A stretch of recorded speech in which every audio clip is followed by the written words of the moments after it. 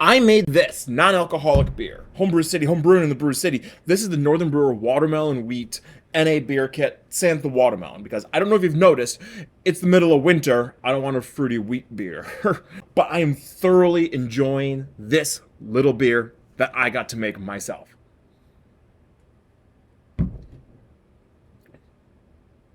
It's a good thick body. Most NA beers that you get are too thin. This doesn't have that problem. Good, strong, structured wheat and cracked grain flavor. A little bit of fruitiness in there from the Eldorado hops at the end, as well as the Cascade that used as a aroma dual purpose in there.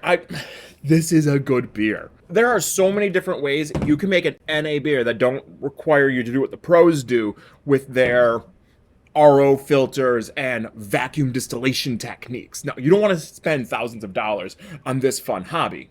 Well, maybe you do. No, the two ways that I have done this is, one, the NA all-day yeast from White Labs and other similar yeast strains that have been harvested that have an attenuation rate in like 20% and an ABV tolerance that is only like 5. Put those two things together and you can have near beers that barely ferment anything out. And simple. You just throw the yeast in, you let it do its work like normal, you get near beer at the end. But that's not how we made this one. No, this one is more process driven than ingredients driven. So the way this one worked, first, the grain bill was cut in half, and then we cooked the grain in the mash at 170 degrees. Now, for those who don't understand why that temperature is important, you need to understand why we mash our grains in the first place. So the way we get our sugars in our beer is we have amylase, alpha and beta amylase, which will go in and take the starches in those grains and they will break it down into fermentable sugars, the maltose that our yeast will happily come in and chew up and eat. Because those full pages of paper, those full starches, yeast can't eat them. They're too big. They don't have hands and forks and knives. They just have little mouths. So once we break it down, these will come in and eat that sugar. And they're happy and they make alcohol. But by having the temperature at 170 degrees for our mash, that is well above the threshold for what amylase actually works at.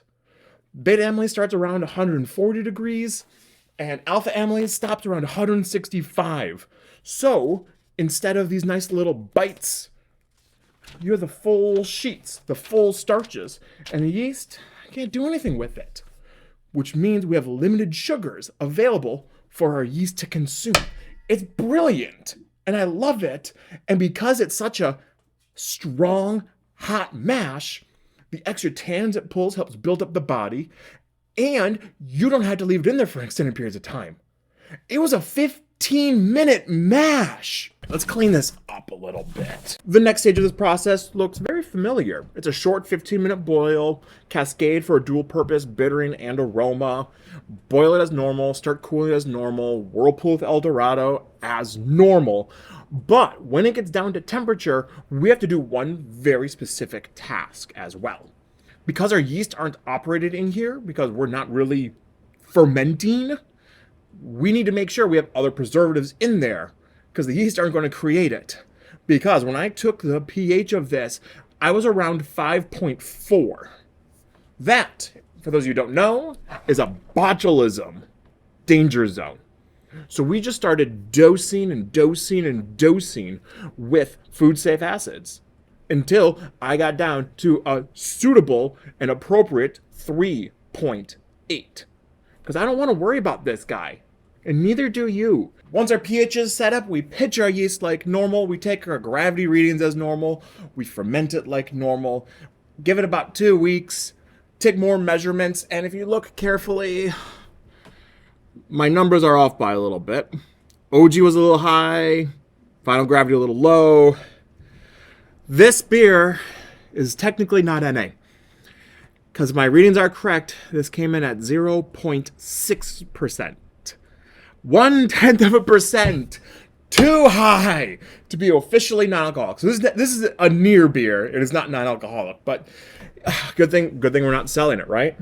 Anyways, as we're putting it into the keg, I did two distinct differences from the instruction sheet.